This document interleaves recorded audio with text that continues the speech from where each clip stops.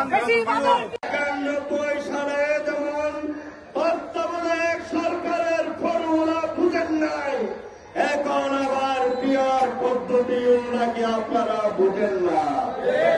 বাংলাদেশের মানুষেরা পিয়ার বুঝে, রিক্সাওয়ালারাও বুঝে, অটোওয়ালারাও বুঝে।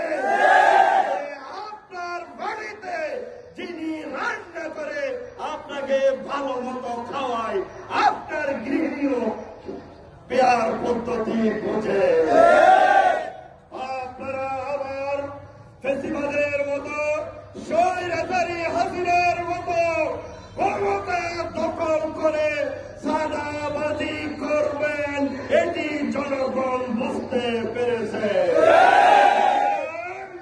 জামাত ইসলামী নির্বাচন চায় না বলে গোলাবাড়িতে বাস স্বীকার করে বাংলাদেশের মানুষকে বোকা বানানোর ষড়যন্ত্রে লিপ্ত হয়েছে। জামাত ইসলামী নির্বাচনের জন্য সম্পূর্ণ প্রস্তুত।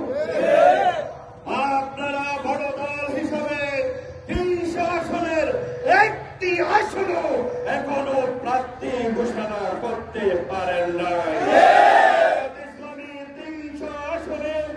মাস্টার নাসির উদ্দিনের সঞ্চালনায় সমাবেশে উপস্থিত বিশিষ্ট সমাজসেবক এরশাদুল হক, মাওলানা সারোয়ার কামাল, ওয়ার্ড সহ-সভাপতি মুজিবুর রহমান, সেক্রেটারি মোস্তাক আহমেদ, যুবনেতা মুজিবুল হক এবং শিবির নেতা তৌহিদ প্রমুখ উপস্থিত ছিলেন।